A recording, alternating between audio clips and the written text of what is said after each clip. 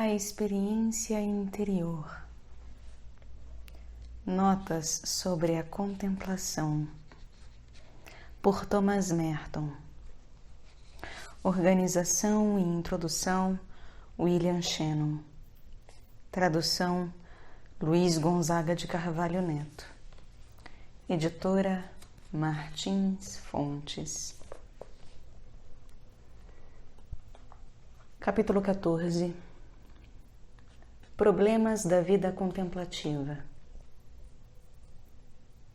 Primeiro, a formação contemplativa em mosteiros. Já vimos algo da natureza da experiência contemplativa. Também consideramos brevemente algumas das tendências errôneas da vida interior, os erros e ilusões que nos conduzem ao falso misticismo e à neurose. O senso de pecado, de realidade do mal espiritual e moral, é a mais elementar garantia contra várias formas de erro e falsidade na vida contemplativa. Sem o senso de pecado e a consequente compreensão e aceitação da dificuldade, do sofrimento e do autossacrifício, a vida contemplativa não será nada além de autocomplacência espiritual, sem valor e sem realidade. Tudo isso é ensinado pela Escritura em termos simples e concretos. O temor do Senhor é o princípio da sabedoria. O temor do Senhor, o espanto pelo mistério de Deus e pelo mistério do mal, que se interpõe como uma muralha entre nós e Deus, é o começo da sabedoria contemplativa que está além da muralha. A sabedoria está, nesse sentido, além do bem e do mal, pois está além da muralha que separa nosso espírito do Espírito Divino. Mas, se quisermos estar além do bem e do mal, desde o começo, e sem conhecermos o temor do Senhor, nunca poderemos transpor a muralha. Esta sempre será intransponível para nós. Permaneceremos no domínio da confusão, da divisão, do bem e do mal, o que quer dizer, na prática, permanecermos sujeitos principalmente ao mal. Agora devemos nos voltar para problemas práticos. Onde podemos encontrar um ambiente adequado para a contemplação? Onde podemos nos acomodar no silêncio e no recolhimento para aprender os caminhos da vida interior? A resposta que se apresenta como a mais óbvia é: em alguma comunidade monástica ou contemplativa. Isso é bastante lógico, pois uma comunidade dispõe de um modo de vida disciplinado e bem ordenado, que se supõe orientado para a contemplação. Em uma comunidade assim, encontramo-nos na companhia de contemplativos e poderemos ao menos ver como estes ordenam sua vida exterior. Além disso, poderemos receber seus ensinamentos, e um deles será nosso diretor espiritual. Finalmente, e acima de tudo, a comunidade é ela mesma uma espécie de sacramento da presença de Deus. Estar nela, participar de sua vida de caridade e oração, é viver em constante união com o Espírito Santo, que vive e age na comunidade. Isso é tudo verdade. É esse o ideal monástico. Essa é, de fato, a teoria da vida monástica, e não há dúvida de que é frequentemente realizada na prática, em grau maior ou menor. Lembremo-nos, porém, de que sempre haverá alguma disparidade entre o ideal e o real.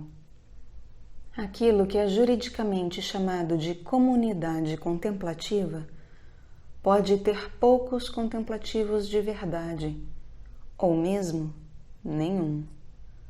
O exemplo de seus membros pode ser edificante, mas para um contemplativo em potencial, pode também ser bastante enganador. A direção espiritual ali dada pode ser prática e razoável, e ainda assim não ser apropriada para uma vida de verdadeira contemplação. Esse problema foi, muito tempo atrás, discutido detalhadamente por São João da Cruz. Na verdade, a questão da formação de verdadeiros contemplativos nos assim chamados mosteiros contemplativos é complexa e delicada. Arrisco-me a dizer que é uma questão acerca da qual são bem poucos os que realmente sabem alguma coisa. E os que dão respostas fáceis e simples para todas as questões neste assunto são os que menos o conhecem. Houve algo como uma renovação monástica em nossos tempos, a qual se manifestou em toda parte, em quantidade e qualidade. Em qualidade, ela se manifestou principalmente na Europa. Em outros lugares, houve numerosas vocações e um aumento considerável no número e na variedade de fundações monásticas. É muito cedo para dizer qualquer coisa contra ou a favor da qualidade da vida monástica nessas novas fundações, mas certamente não parece haver muitas provas que favoreçam as esperanças otimistas dos que saem por aí a predizer que os monges estão, mais uma vez, prontos a cumprir a missão que era a deles na Idade Média. Se o mundo depender de nós para carregar a tocha da cultura durante uma nova era das trevas, vai ficar desapontado. A situação moderna dos monges é só superficialmente semelhante à do final do mundo romano, e o lugar dos mosteiros no mundo é bastante diferente. Por exemplo, o mosteiro não é mais uma unidade econômica nova e original na sociedade. Uma comunidade monástica pode estar equipada para sobreviver a duras penas a um período de caos. Mas o grande mosteiro tradicional já não tem nada de novo ou original para oferecer à sociedade. Ele está vivo e é eficiente e útil, porém não é, de modo algum, uma nova descoberta, mas sim um remanescente do passado. A inovação deve vir de outra parte, por exemplo, de grupos pequenos, móveis e desapegados, como a fraternidade dos irmãozinhos de Jesus. A vida monástica certamente tem seu lugar e seu papel no mundo moderno. A regra de São Bento é um código espiritual de eficácia imortal, que encontra sempre novas aplicações nos terrenos essenciais da liturgia, do trabalho, do estudo e da contemplação. Entretanto, as instituições monásticas hoje tendem a ser maiores, mais rígidas e menos flexíveis que o necessário. E é possível que os próximos 20 anos vejam o enfraquecimento dessas enormes e complexas estruturas, nas quais há tantas tarefas para serem feitas, que a obra mais necessária de todas tende a ser esquecida. Devem-se chamar os potenciais contemplativos a se submeter à elaborada observância dessas instituições? A resposta não é um simples sim ou não. Para uma pessoa madura e bem formada, a vida em um grande mosteiro pode ser a solução de muitos problemas. Pode abrir o caminho para a simples contemplação no anonimato da vida comunal. No entanto, Para aqueles que ainda não estão formados, a ação como que pré-fabricada de uma grande comunidade sobre as almas individuais pode ter um efeito paralisador bastante prejudicial, podendo até mesmo impedir um desenvolvimento espiritual real e vital. A vida monástica, tal como existe hoje, muitas vezes espera demais do postulante que busca admissão. Ela pressupõe que este conheça sua própria mente, que seja capaz de tomar decisões maduras, que seja adulto e que tenha recebido uma educação liberal. Quando se descobre que a posse de tais pré-requisitos não poderia ter sido pressuposta, é frequentemente tarde demais. Antes que o jovem médio de hoje esteja pronto para a vida monástica, seus sentidos, seus sentimentos e sua imaginação têm de ser reformados e educados em linhas normais, naturais. Os americanos abaixo dos 21 anos que se apresentam no portão do mosteiro geralmente não estão crescidos, não são homens maduros, com paixões fortes que precisam ser disciplinadas e mortificadas. São, sim, crianças confusas, dotadas de um complexo conjunto de vagos temores e desejos emocionais que apontam para todas as direções ao mesmo tempo. Esses jovens são uma lamentável mistura de pseudo-sofisticação e suprema vacuidade. Estão despreparados não somente para a vida contemplativa, mas para qualquer espécie de vida. A condição vegetativa, permanentemente superestimulada, em que estiveram mergulhados nos últimos 20 anos, não os preparou para nada, no que diz respeito à moral. O resultado é que entram em colapso emocional quando se veem diante de qualquer dificuldade moral real. Considere-se, por exemplo, a atmosfera de pseudo-contemplação que permeia a vida secular nos dias de hoje. A vida do telespectador é uma espécie de caricatura da contemplação. Passividade, absorção acrítica, receptividade, inércia. Não apenas isso, mas também uma gradual e progressiva rendição à atração mística, até que se esteja enfeitiçado, em um estado de completa união. O problema com essa caricatura é que ela é justamente o contrário da contemplação, pois a verdadeira contemplação é precisamente o fruto da mais ativa e intransigente ruptura com tudo o que cativa e orienta os sentidos, as emoções e a vontade para o nível material ou temporal. O contemplativo só alcança a passividade depois de uma terrível luta com tudo que estimula seus apetites de membro semi-animal da manada humana. É receptivo e calmo, porque a calma que alcançou é lúcida, espiritual e plenamente livre. Esta é o cume de uma vida de liberdade pessoal e espiritual. A outra, o Esarts, é o nadir da escravidão intelectual e emocional.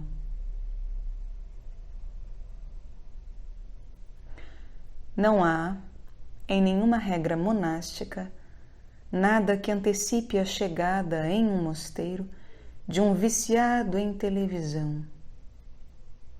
Assim, Quando este chega ao mosteiro, seu espanto é pouco menor que o das pessoas que se familiarizam com a vida interior dele. À primeira vista, ele parece ser extremamente dócil, otimista e complacente. Parece reagir bem quando chamam sua atenção. Escuta as palavras ditas em sua presença e até as memoriza para uso futuro. Então, continua a esperar e esperar. Ele é esperto. Sabe que aquilo que espera não começa de uma só vez, mas um dia necessariamente começa, talvez depois de fazer os votos.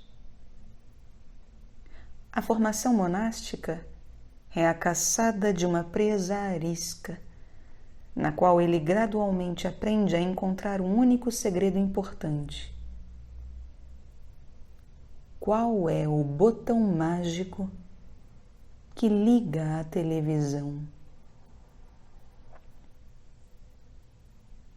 Uma pessoa assim não está pronta para a vida contemplativa, pois não está pronta para nenhum tipo de vida. Toda a vida pressupõe a capacidade de agir, de trabalhar, de pensar por si mesmo, de sair do casulo, de libertar-se do ventre. Nenhuma vida requer uma formação mais ativa ou mais intensa, uma preparação mais brutal de dependência do apoio exterior do que a vida de contemplação. Segundo, contemplação e tecnologia. O problema da vida contemplativa hoje é, então, o problema de uma formação cultural e espiritual natural, a qual é absolutamente necessária como base para um desenvolvimento espiritual superior. O que dissemos sobre não saber não deve ser interpretado como um puro e simples anti-intelectualismo. Bem ao contrário, como deixam claro os graus de conhecimento de Jacques Maritain, a aproximação a Deus pela contemplação que transcende os conceitos pressupõe a posse de um conhecimento conceitual que se possa transcender. Há duas espécies de não saber. Uma é a ignorância do que ainda não se sabe, e isso não é sempre válido para a contemplação. A outra é uma espécie de esquecimento, de passar além do que se sabe, e essa é que é a própria da contemplação. Só essa pode ser chamada de docta ignorantia, ou de não saber.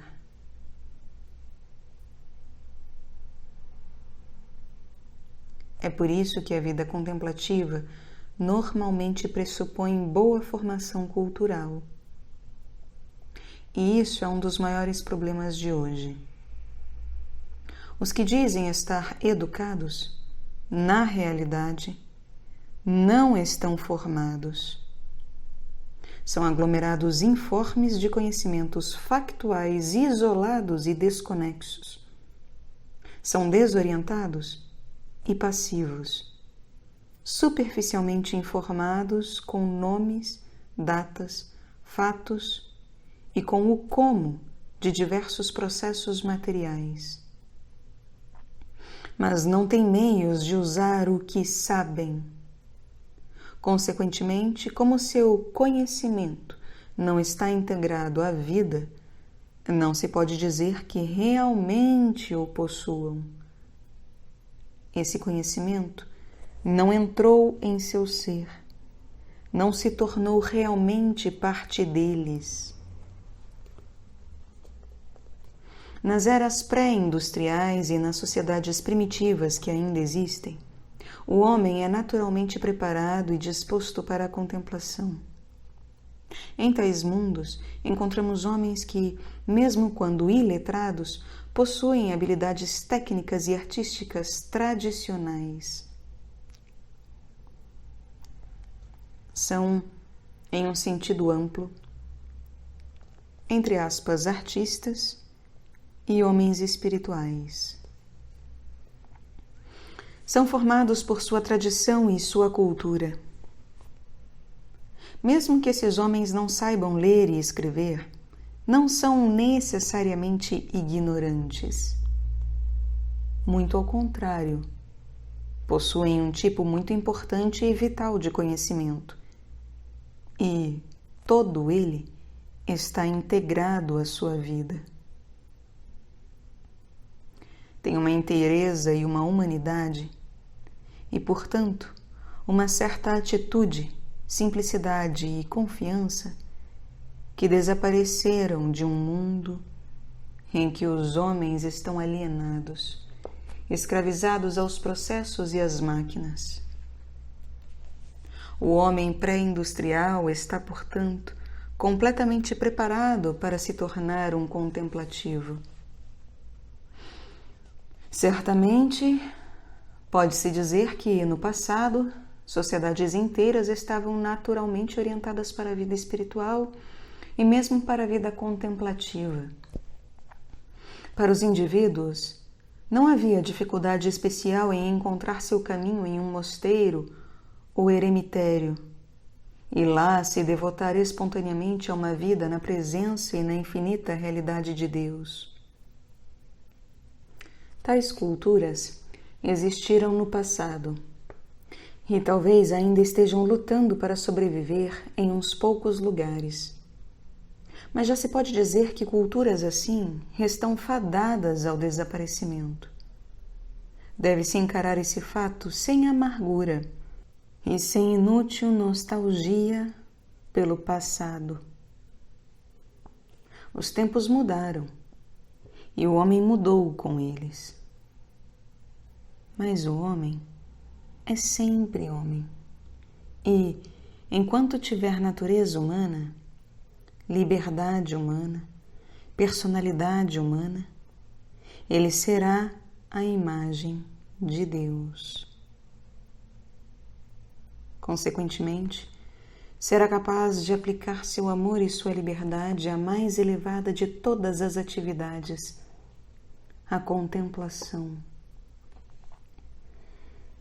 No entanto, como já disse, os tempos mudaram e, na educação do homem moderno, o fato de este ser imagem de Deus não tem muita importância. Realmente, não há nada que possa ser tratado com tão pouco interesse nos dias de hoje quanto a capacidade inata do homem para tornar-se um contemplativo. A criança moderna pode, no começo da vida consciente, começar a mostrar sinais naturais e espontâneos de espiritualidade. Pode ter imaginação, originalidade, um frescor simples e individual de correspondência à realidade. Pode até mesmo ter uma tendência a momentos de silêncio reflexivo e absorção. Todas essas qualidades, porém, são rapidamente destruídas pelos temores, pelas ansiedades e pelas pressões por integração que lhe chegam de todas as direções. Essa criança se torna então um monstrinho vociferante, petulante e falso, brandindo uma arma de brinquedo e vestida como algum personagem que viu na televisão. Sua cabeça se entope de frases vazias de propaganda, canções, barulhos, explosões, estatísticas, marcas de produtos, ameaças, rivalidades e clichês.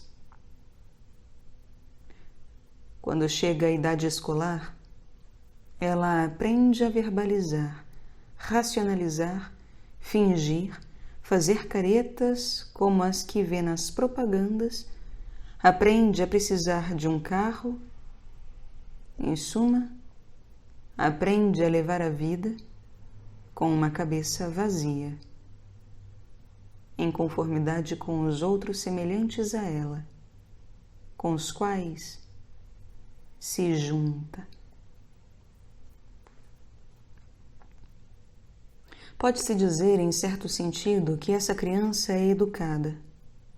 Sua educação, contudo, tem pouco a ver com a vida real, pois a vida real não é algo em que o homem moderno tenha um mínimo interesse.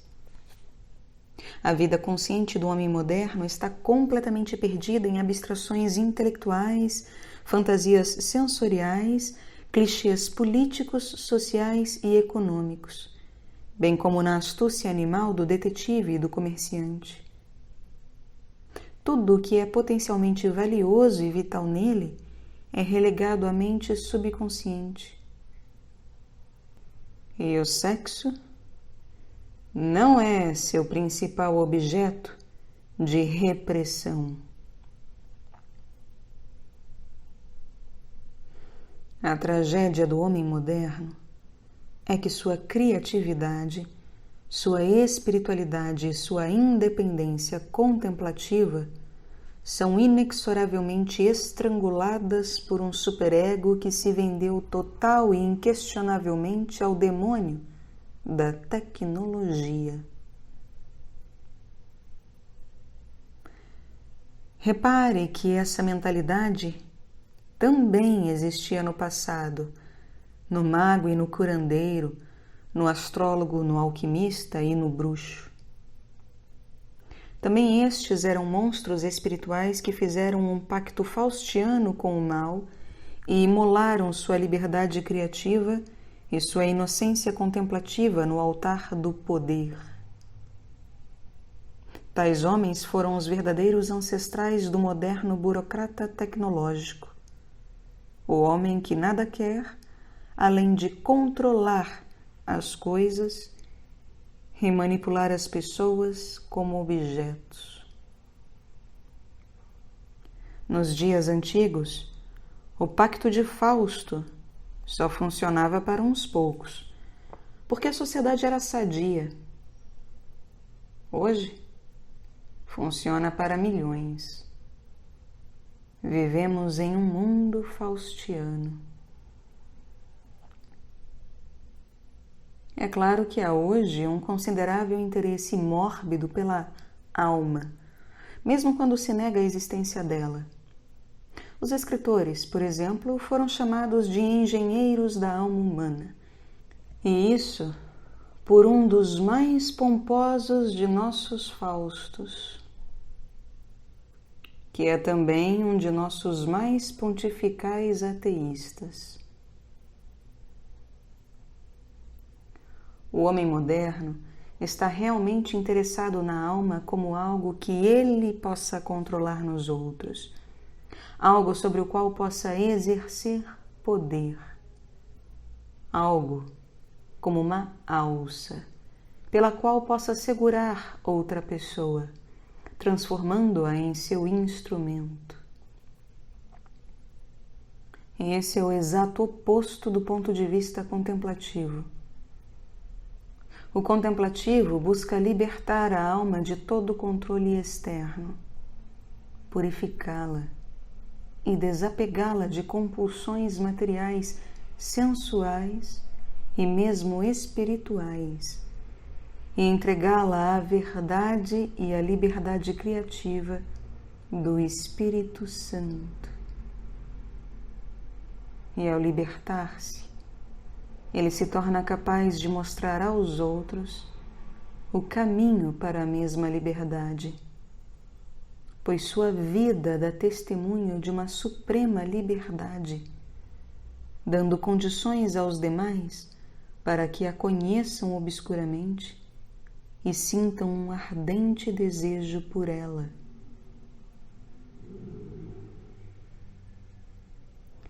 A educação do burocrata tecnológico é o exato oposto do que se exige de um contemplativo. No entanto, pode haver uma surpreendente tentação contemplativa no coração do homem moderno. uma tentação que surge com certa facilidade quando este apreende a experiência contemplativa como uma fonte de poder.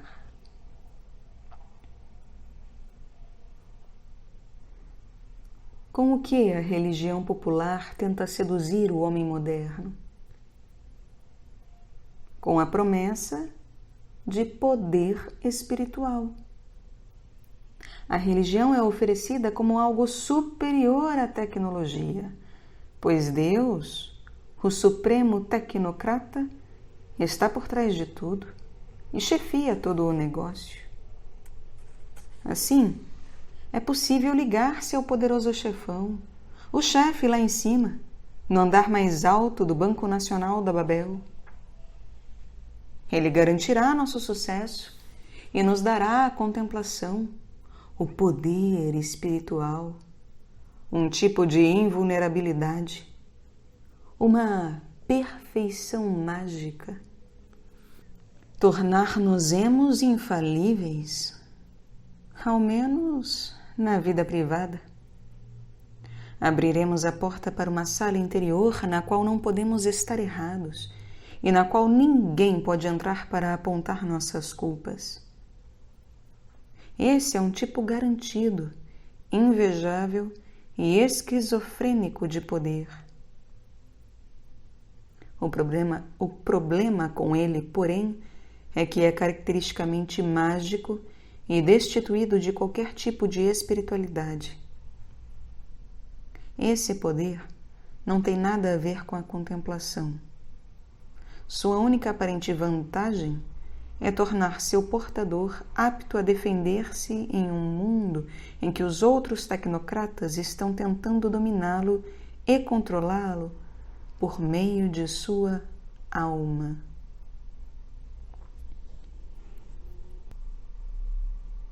Terceiro, a preparação para a vida contemplativa.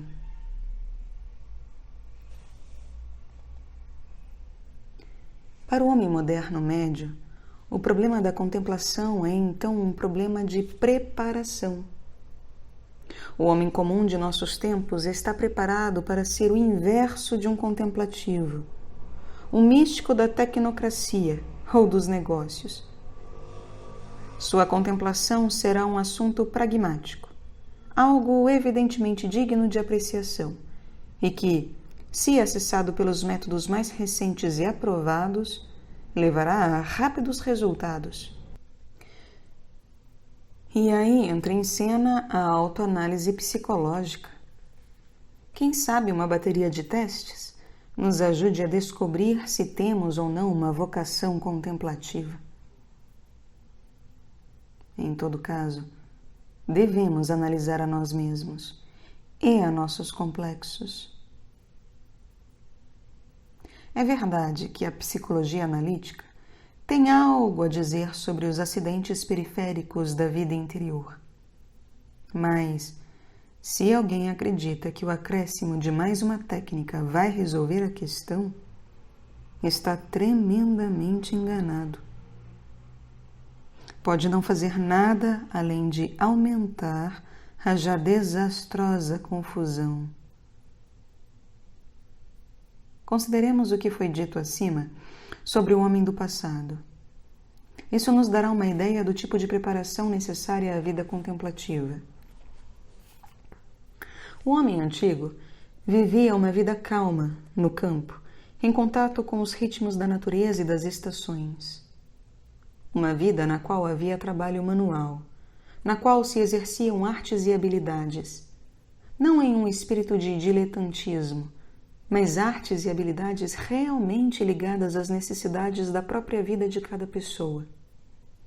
Artes como o cultivo da terra, o cuidado de animais de fazenda, a jardinagem, uma ampla e séria cultura musical, artística e literária, também não no sentido de Time e da Life, uma eloquaz introdução a Tiziano, Praxíteles e Jackson Pollock, mas como uma autêntica e criativa apreciação do modo como eram feitos os poemas, as pinturas, etc.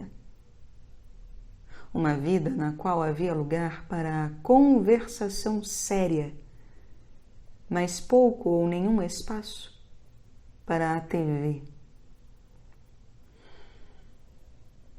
Mencionamos essas coisas não para pregar que somente a vida no campo pode preparar um homem para a contemplação, mas para mostrar o tipo de atividade necessária para essa preparação. Quando digo que essa vida prepara alguém para a vida contemplativa, não quero necessariamente dizer que dela se vai para o mosteiro, mas que é uma questão que os grandes mosteiros devem levar em conta. Inserir um postulante despreparado, recém-saído do colegial ou da faculdade, diretamente na rotina organizada da vida monástica, é, em 8 casos em 10, receber um convidado temporário, que ficará no noviciado por 3 ou 6 meses e depois irá para casa profundamente perturbado. Não é para isso que o noviciado existe. Os grandes mosteiros são mundos inteiros, instituições de grande tamanho e impessoalidade, atarefadas e complexas, nas quais cada membro tende a se tornar uma engrenagem de uma máquina. Verdade, essa pode ser uma máquina contemplativa. Porém, não estamos mais na Idade Média, e embora a vida monástica possa teoricamente ter um padrão medieval, o ritmo dela é frequentemente de uma fábrica ou empresa comercial. Não há nada do tempo livre, aparentemente ocioso, nada da despreocupação com o tempo que a vida contemplativa requer. É claro que há uma certa cultura. Esta pode até mesmo ser uma cultura bastante profunda, litúrgica, histórica, espiritual, teológica e mística. Mas a biblioteca monástica tende inevitavelmente a imitar as bibliotecas universitárias, e alguns monges se tornam estudantes graduados fazendo pesquisa. Estão sempre ocupados, se não com uma tese, ao menos com algum projeto. Isso é bom e até necessário em alguns casos. Entretanto, insisto, não é o ritmo para a contemplação. Há certamente a liturgia. É necessário dizer que esse é provavelmente o maior de todos os projetos. Um projeto enorme, complicado, que gera muitas preocupações e consome bastante tempo. Mobiliza incessantemente o trabalho dos especialistas em canto e as ansiedades de todo monge da comunidade, capaz ou não de cantar. Também há um trabalho manual, mas este é impessoal, proletário. Pode haver uma ausência de responsabilidade individual ou um acúmulo de responsabilidades tal que entramos em colapso sob seu peso. A Bíblia é lida, mas está tão cheia de mistérios que os deixamos para ser interpretados por um especialista com formação universitária, o qual, com demasiada frequência, está interessado apenas em detalhes de arqueologia e linguística. Digo todas essas coisas com sobriedade, certamente com algo mais do que compaixão, pois descrevo uma situação que me é totalmente familiar. Dizê-las não é criticar ou reclamar. Tais ao desenvolvimento são inevitáveis. Ao mesmo tempo, recuso-me a discuti-los com quem os acredita desejáveis.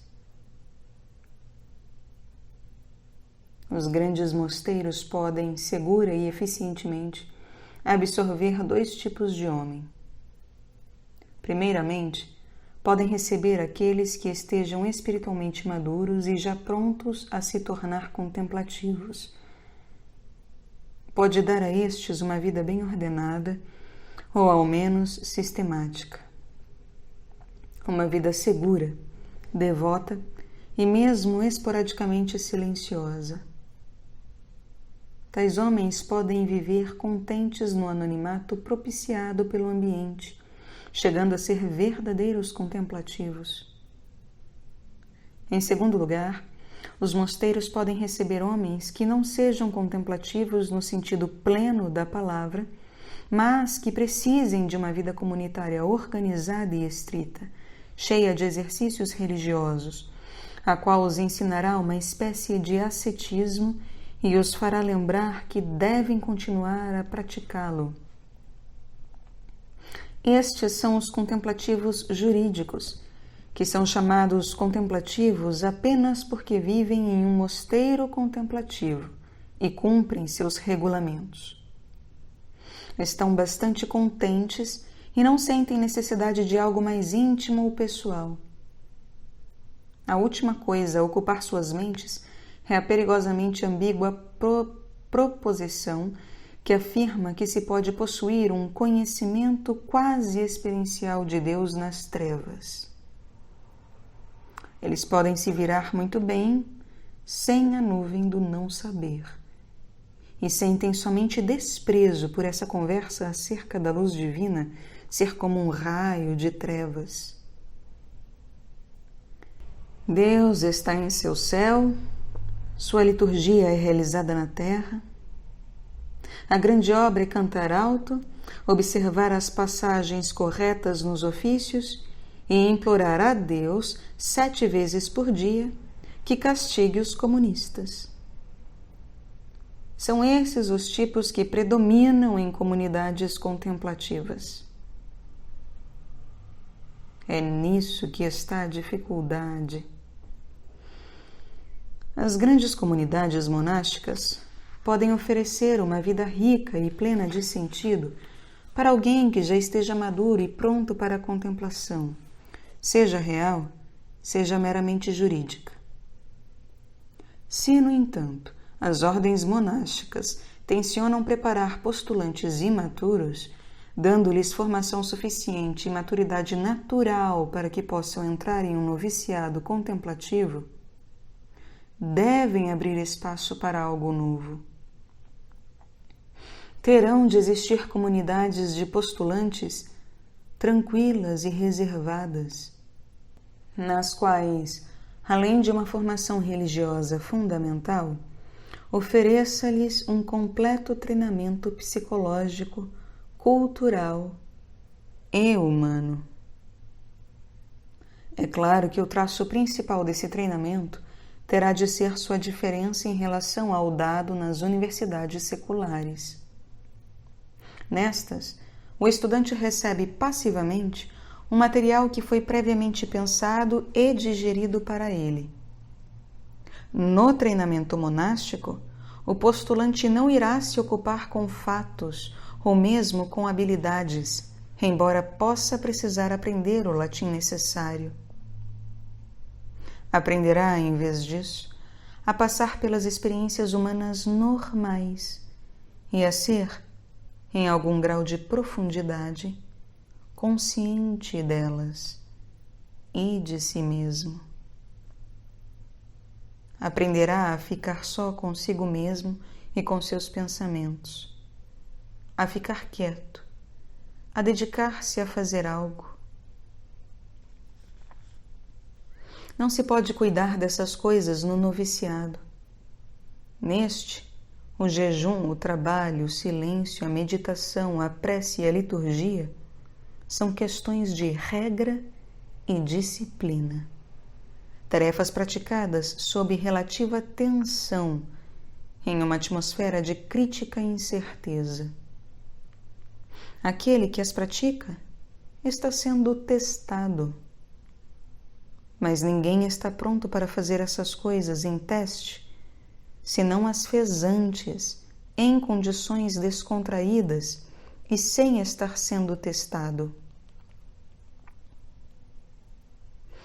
Qual é a utilidade de mortificar seus sentidos antes de ter tido o prazer de usá-los de maneira normal e inocente, na fruição das coisas boas da natureza? Antes de ter aprendido a ver com seus próprios olhos, a saborear com sua própria língua e a experimentar a realidade com todo o seu ser. Deve-se primeiro aprender a fazer uma comparação leve e descomprometida entre o sentimento de gratidão por uma refeição simples e a liberação e o alívio de estar vazio em um dia de jejum. Deve-se comparar o prazer da conversação sensível com o prazer equivalente de estar em silêncio, tendo por companhia seus próprios pensamentos. Deve-se conhecer a satisfação do trabalho manual bom e produtivo, tanto quanto a disciplina de realizar tarefas tediosas e mesmo inúteis, sob obediência. Se os homens que entram em mosteiros tivessem recebido esse tipo completo e harmonioso de pré-formação, consequentemente não manifestariam tais interpretações excêntricas, estranhas e distorcidas da observância monástica. Nas pequenas comunidades monásticas, onde um superior dotado de uma visão ampla e de um profundo entendimento dos problemas humanos pode ajustar o ritmo da vida aos melhores interesses de todos os seus monges, esse tipo de pré-formação pode se fazer durante um longo postulantado na própria comunidade, pois a pessoa do postulante será uma questão de importância para todos. Nas grandes comunidades, embora 1 ou 2 monges possam ter os interesses do postulante em seu coração e tentar fazer algo por ele, este será, no fim, arrastado pela irresponsável arbitrariedade do espírito institucional. É bem instrutivo o estudo das pequenas comunidades carmelitas instituídas por Santa Teresa d'Ávila e São João da Cruz, com o expresso propósito de formar contemplativos. Para começar, elas deviam permanecer sempre pequenas e seletas. 20 monges ou monjas já era um número grande demais. 22 era o limite máximo. A disciplina era estrita e muito bem mantida, mas a visão sobre a observância era sempre ampla e inteligente. O superior era algo mais que um simples oficial. A prece, por sua vez, era levada muito a sério, juntamente com a penitência, o jejum, o silêncio, a solidão e o trabalho. Os valores humanos, entretanto, não eram esquecidos e, quando havia um conflito entre eles e a oração, Santa Teresa favorecia os primeiros. Para nos convencermos disto, basta lermos o longo capítulo 6º do Livro das Fundações, no qual ela mostra que aqueles que foram levados a exageros e ilusões em seu caminho de oração deviam deliberadamente distrair-se do que lhes parece espiritual, para se pôr em contato com as realidades da vida humana comum. A recreação no Carmelo de Santa Teresa era sempre alegre, e a própria santa cantava, dançava e tocava alaúde. São João da Cruz levava seus frades para meditar nas montanhas e adorava conversar com eles sobre a presença de Deus nas belezas da natureza. Santa Teresa de tal modo apreciava a inteligência e o equilíbrio humano que costumava dizer que sempre aceitaria de bom grado o relaxamento da regra em favor de um teólogo que quisesse tornar-se um frade carmelita, se isso o ajudasse a se ajustar à nova vida.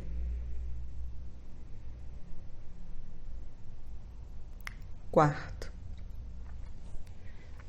a vida contemplativa no mundo. Demos cuidadosa atenção a algum dos problemas da vida contemplativa nos mosteiros, o principal dos quais surge do caráter rigidamente institucional da vida monástica hoje. No extremo oposto, temos o leigo isolado que tenta manter uma vida interior sem o apoio de nenhuma estrutura institucional e sem defesa nenhuma contra as pressões e distrações da vida secular. Os autores que, no passado, ocuparam-se com a vida espiritual tinham sua avaliação padrão do mundo. O conflito entre o mundo e Deus, no coração do homem de oração, tradicionalmente tomava a forma de um cabo de guerra entre as distrações de uma vida de prazeres, cheia de gozo e satisfação, e o duro chamado do dever, que leva ao sacrifício, à austeridade e à paz em Deus. Hoje a situação mudou. A tentação é diferente, menos luxuriante e infinitamente mais sombria. Mesmo aqueles que, segundo clichês de uma era passada, poderiam ter sido chamados de devotos do mundo, perderam todo o sentimento da satisfação em sua devoção a um senhor tirânico. A solidão e o silêncio, essenciais para a vida contemplativa, tornaram-se luxos altamente valorizados, muitas vezes só acessíveis aos ricos. A paz, que só existe nos sonhos, assombra as horas de vigília daqueles cuja vida é uma desesperada luta por segurança. É bem provável que o monge contemplativo seja objeto de inveja dos mundanos, o que não era necessariamente verdade no passado. O monge tem seus sacrifícios e sua regra, mas a regra do mundo, com suas exigências excruciantes, com suas inexoráveis pressões por integração, é claramente mais dura que a do mosteiro. O mundo, além de exigir cada vez mais, é um lugar do qual não se pode escapar. Ainda há algumas ilhas, algumas montanhas e alguns desertos a que têm acesso uns poucos indivíduos privilegiados. Mesmo esses lugares, contudo, estão sendo rapidamente invadidos, assim como os próprios mosteiros. Um dos maiores problemas da vida contemplativa hoje é a necessidade de adaptar-se a uma situação insatisfatória e fazer o melhor que se possa com ela. Isso é verdadeiro tanto dentro quanto fora dos mosteiros. A verdade é que todos gostariam de escapar dos perigos, bem como das pressões, angústias e inseguranças da vida secular. Mas, por outro lado, ninguém é capaz de ficar sem os benefícios inseparavelmente ligados às mesmas pressões. O paradoxo da verdadeira vocação monástica hoje é o paradoxo de um desejo de paz que seja forte o bastante para resistir aos conflitos do mundo e, ao mesmo tempo, desprender-se deles, pois é pelo conflito que o mundo nos prende. E o dever nos dias de hoje parece se voltar sempre para o lado em que há mais conflito. As pessoas sentem-se culpadas por abandonar as lutas da vida secular, como se tivessem algum tipo de obrigação de continuar aceitando uma existência na qual o espírito se exaure e se frustra, como se não pudessem, em sã consciência, permitir-se encontrar a paz verdadeira. Além disso, quando os conflitos e as contradições da vida secular encontram um lugar nos mosteiros, de repente, por algum milagre, deixam de ser problemas seculares e se tornam religiosos. Questões de negócios e preocupações materiais são agora a cruz. Desviar-se delas é infidelidade.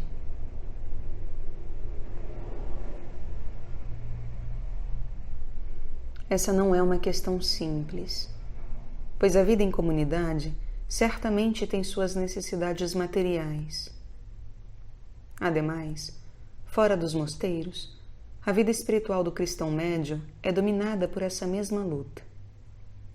Entretanto, parece correto dizer que quem quer que deseje uma vida contemplativa hoje, seja em um mosteiro, seja no mundo, tem de fazer duas coisas. Em primeiro lugar, deve reduzir tanto quanto possível o conflito e a frustração em sua vida, diminuindo o seu contato com o mundo e com as suas obrigações seculares.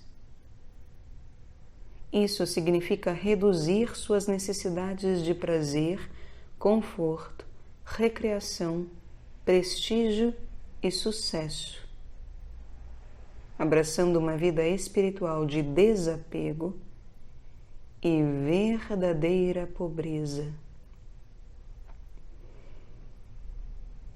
Em segundo lugar, deve aprender a lidar com os conflitos inevitáveis que restem: o barulho, a agitação, a multidão, a falta de tempo e, acima de tudo, o constante contato com uma mentalidade puramente secular que nos cerca de todos os lados a todos os momentos, até mesmo, em certa medida, nos mosteiros. Ora, se já é difícil preparar-se para uma vida contemplativa no mosteiro, quão mais difícil não será fora dele. Pode-se dizer, com bastante acerto, que, por essa razão, a vida contemplativa está simplesmente fora de questão para muitas pessoas. Para outras, somente um pequeno milagre, que estão perfeitamente qualificadas para pedir na oração, pode causar uma mudança de condições que tornaria a tal vida possível. Mesmo para os indivíduos mais dotados e preparados, as condições comuns da vida urbana atual são tão contrárias à espiritualidade que eles têm de manter uma luta incessante para fruir mesmo da mais elementar espécie de vida interior. Somente o homem ou a mulher excepcional, deixado a si mesmo, será capaz de viver em um nível profundo bastante para impedir que sua espiritualidade seja completamente destruída. Ou, para colocar em termos melhores, para conservar-se livre das pressões e ordens coletivas que o mantêm sujeito ao espírito do mundo, tornando-o insensível ao Espírito de Deus. É de pensar que, por essa razão, grupos de leigos interessados na vida espiritual deveriam ser formados para proteger e nutrir uma espiritualidade contemplativa elementar. Evidentemente, os movimentos já formados, centrados na liturgia ou no estudo das Escrituras, podem colaborar nessa direção. É estranho que os mosteiros contemplativos estejam contentes em receber indivíduos em retiro, encorajá-los à comunhão frequente e a seguir a via sacra. Mas não façam nada para formar grupos de homens que pudessem ajudar-se e apoiar-se mutuamente. Pensamos, por exemplo, em uma espécie de ordem terceira contemplativa, ligada aos cistercienses ou aos cartuchos. Porém, assim que começamos a pensar no aspecto organizacional, a questão se torna extremamente confusa. Tais grupos não precisam ser organizados, precisam simplesmente formar-se a si mesmos, sob a orientação e encorajamento de sacerdotes que já estejam interessados em contemplação. Tais grupos poderiam fornecer livros e conferências a seus membros, com orientação espiritual e talvez um lugar calmo no campo, para onde possam ir e passar alguns dias de meditação e oração. Nisso, alguma originalidade e iniciativa devem ser encorajadas. Os leigos cristãos são, com demasiada frequência, passivos e dependentes das iniciativas espirituais de seus sacerdotes e tendem a pensar que não há outras formas de retiro espiritual além dos encontros convencionais, com seus exercícios rotineiros, feitos nos mosteiros. Aquele que estiver esperando por alguém que venha e de mão beijada alimente-o com a vida contemplativa, vai ter de esperar um bom tempo, especialmente nos Estados Unidos. Tal pessoa faria melhor se renunciasse à própria inércia, rezasse pedindo um pouco de imaginação, pedisse ao Senhor que desperte sua liberdade criativa e considerasse algumas das seguintes possibilidades. 1. Sacrificando oportunidades econômicas aparentemente boas, pode ser possível mudar-se para o interior ou para uma cidade pequena, onde se tenha mais tempo para pensar. Isso talvez possa implicar a aceitação de um relativo empobrecimento. Nesse caso, tanto melhor para a vida interior. O sacrifício pode ser uma verdadeira libertação da luta impiedosa, que é a fonte da maior parte de nossas preocupações. Existem, evidentemente, trabalhos que, por sua própria natureza, mantêm o trabalhador isolado ou afastam-no das trilhas mais batidas. Contudo, nem todos têm liberdade para escolher a carreira de guarda florestal ou de vigia do farol marítimo. Nem todos querem passar a vida como vigia noturno, e por boas razões. Mas que há de errado em cuidar de um sítio? 2. Onde quer que esteja, é sempre possível beneficiar-se das partes do dia que são calmas, porque o mundo não as valoriza. Entre essas partes estão as primeiras horas da manhã. Mesmo quando não é possível estar a algumas centenas de quilômetros da cidade grande, se uma pessoa for capaz de levantar-se às 4 ou 5 da manhã, pode ter toda a cidade só para si e experimentar algo da paz da solidão. Além disso, o amanhecer é, por natureza, um período pacífico, misterioso e contemplativo. Uma hora em que todos os seres pausam naturalmente e olham com assombro para o lado leste do céu. É um momento de vida nova, de um novo começo e, portanto, uma hora importante para a vida espiritual, pois esta não é senão uma perpétua renovação interior. É sempre preferível ir à missa de manhã, ainda que as missas da tarde sejam mais esplêndidas e solenes. Na missa da manhã, as coisas estão mais calmas, mais sóbrias e mais austeras.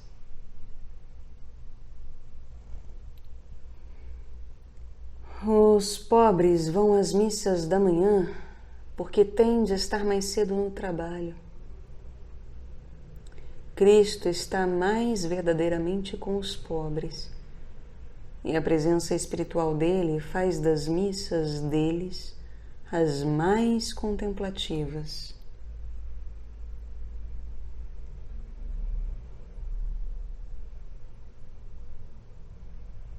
Três. Deveria ser óbvio demais dizer que o domingo é, por natureza e pela tradição cristã, reservado como um dia de contemplação. O costume puritano tende a fazer o domingo parecer um tipo negativo de Shabat, caracterizado principalmente pelas coisas que não podemos fazer. A inevitável reação contra isso enfatizou as recreações legítimas, porém mais ou menos insignificantes, que fizeram do domingo um dia de descanso tanto para o corpo quanto para o espírito. É evidente que, se você passa toda a manhã do domingo dormindo, perde algo muito mais importante do que o sono. O domingo não é um dia de contemplação por ser um dia sem trabalho, um dia em que as lojas, os bancos e os escritórios não funcionam, mas porque é um dia consagrado pelo mistério da ressurreição. O domingo é o dia do Senhor. Não no sentido de ser necessário que, uma vez por semana, se reserve um dia para parar e pensar no Senhor, mas porque rompe com uma explosão de luz proveniente de uma eternidade sagrada o incessante ciclo secular do tempo. Não é só para descansar e retornar ao trabalho na segunda-feira que paramos de trabalhar e de nos agitar no domingo, mas para recolher nossos pensamentos, perceber a relativa insignificância dos negócios seculares que ocupam os outros 6 dias da semana e experimentar a satisfação de uma paz que ultrapassa todo o entendimento e que nos é dada por Cristo. O domingo nos recorda da paz que deve permear toda a semana, se nosso trabalho está adequadamente orientado. O domingo é um dia contemplativo, não só por exigir a lei da Igreja que todo cristão vá assistir à missa, mas porque todos que celebram o dia espiritualmente, cristãos ou não, e o aceitam por seu valor evidente, abrem o coração para a luz de Cristo, a luz da ressurreição. Ao fazê-lo, crescem em amor e fé, tornando-se capazes de ver um pouco mais do mistério de Cristo. É certo que podem não ter ideia do que está acontecendo, mas a graça de Deus produz efeito em seus corações. Domingo é, então, um dia de graça, um dia de luz, no qual a luz nos é dada. A simples fidelidade a esse dever, o simples reconhecimento desse dom de Deus, ajudará o leigo perturbado a dar os primeiros passos no caminho de um tipo de contemplação.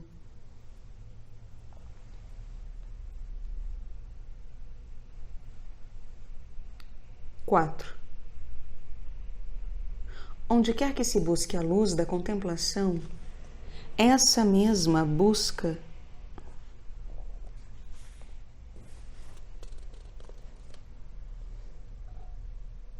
onde quer que se busque a luz da contemplação,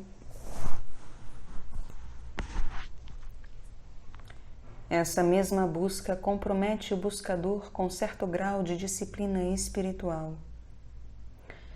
Isso é tão verdadeiro fora da clausura quanto dentro dela.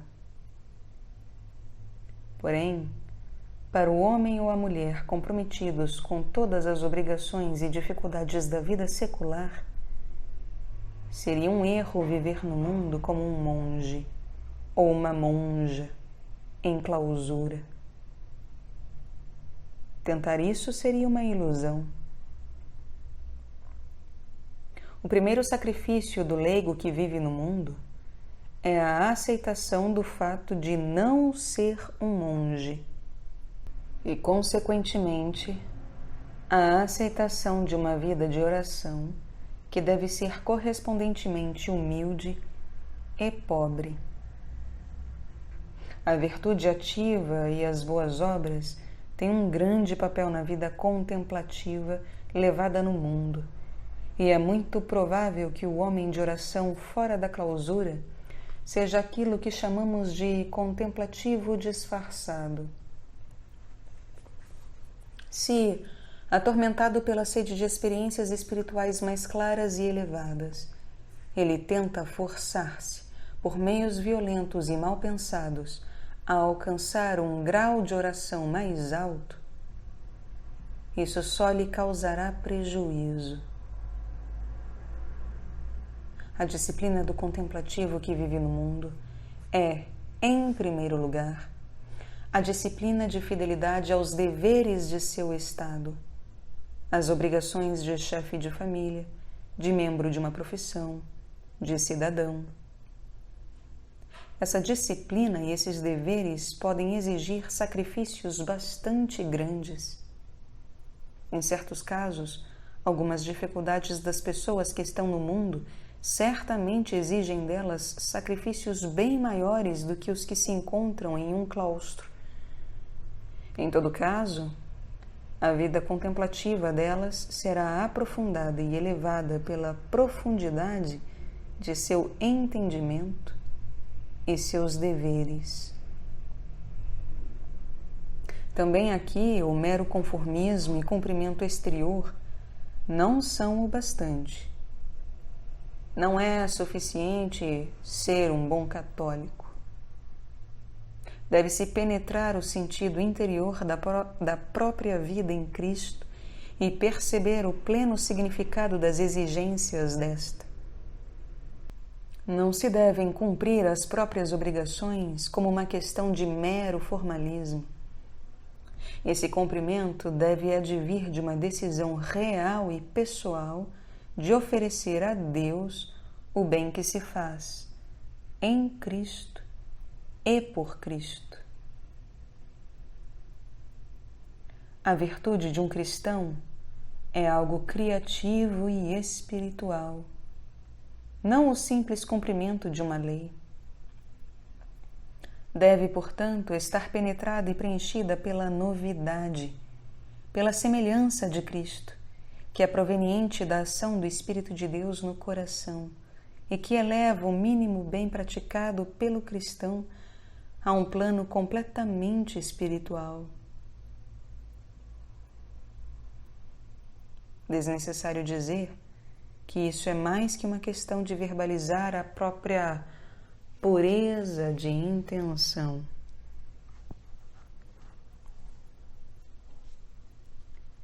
Cinco. Segue-se disso que, para o cristão casado, a vida matrimonial está essencialmente ligada à contemplação.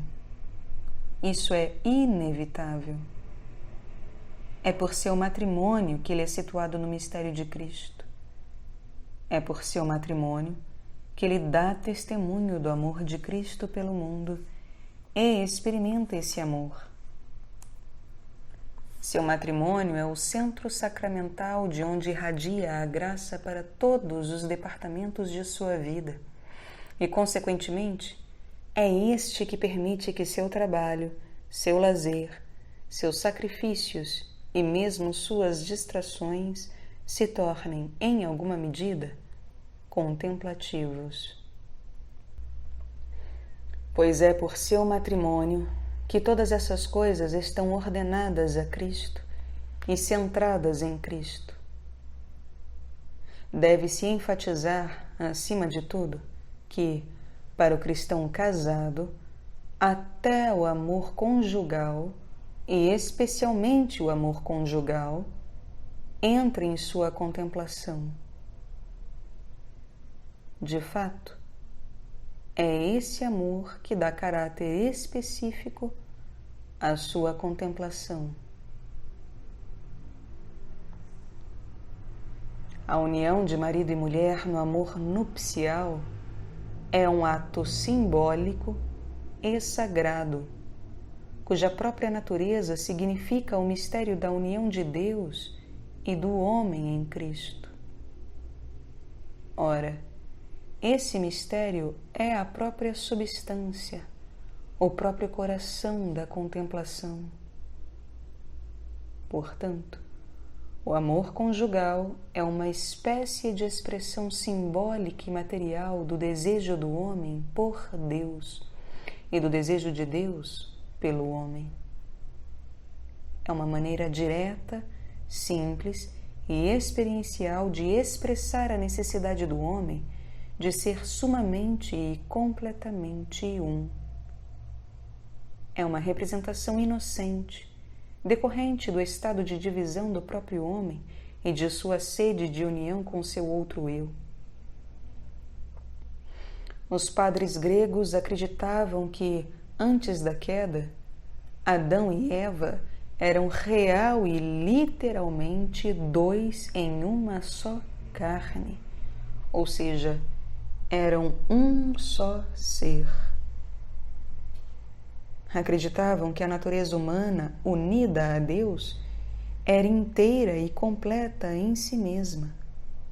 Mas, depois da queda, o ser humano foi dividido em dois e, daí em diante, tem buscado recuperar sua unidade perdida por meio do amor sexual.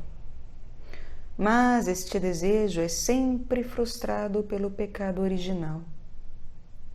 O fruto do sexo não é a perfeição, não é a completude, mas somente o nascimento de outro Adão ou de outra Eva, outro ser frágil, exilado e incompleto.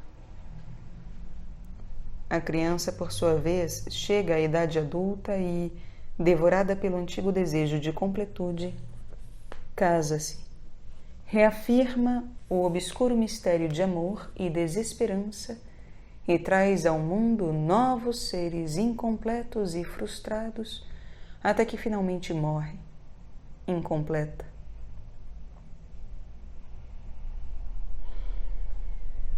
A vinda de Cristo, porém, exorcizou a futilidade e o desespero dos filhos de Adão. Cristo uniu-se à natureza humana, uniu Deus e o homem em si mesmo, em uma só pessoa. Em Cristo realiza-se a completude para a qual nascemos.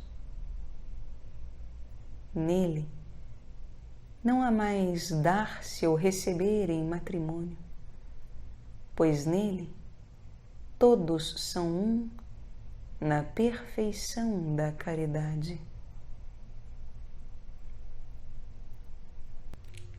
Na encíclica Sacra Virginitas, Pio XII indicou que o estado de virgindade cristã, com seu amor puro voltado para a contemplação, apoia-se na realidade e substância da união com Deus, que o amor conjugal tenta imperfeitamente simbolizar.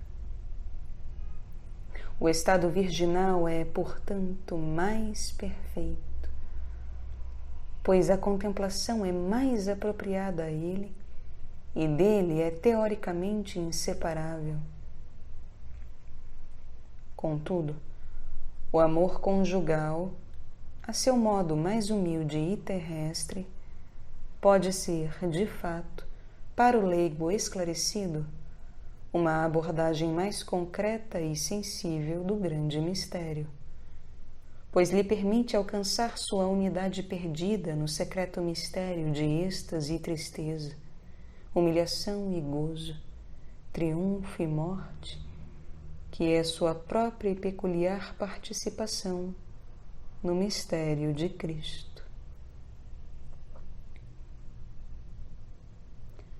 É, portanto, claro que, para o cristão leigo casado, a contemplação não envolve as disciplinas e atitudes próprias do estado virginal. O cristão casado deve tomar cuidado para não se deixar influenciar demais por uma espiritualidade virginal ou sacerdotal que não tem nada a ver com seu estado e que só o impede de perceber a dignidade essencial desse mesmo estado. Há realmente muitos livros que consideram a vida espiritual exclusivamente como uma vida virginal ou sacerdotal. A desnecessária multiplicação dessas obras é, de fato, a razão pela qual há tanta literatura espiritual estéril. Essa influência estéril se faz sentir ao mesmo tempo na vida interior dos cristãos casados, que mais deveriam contribuir para manter a mentalidade cristã encarnada de maneira plena e sã. Em conclusão, embora seja legítimo que o cristão leigo tente manter sua vida pacífica, ordenada e, até certo ponto, recolhida, aquilo de que ele mais precisa é uma espiritualidade contemplativa centrada no mistério do matrimônio. O desenvolvimento de uma tal espiritualidade é algo muito necessário e que deve ser muito desejado.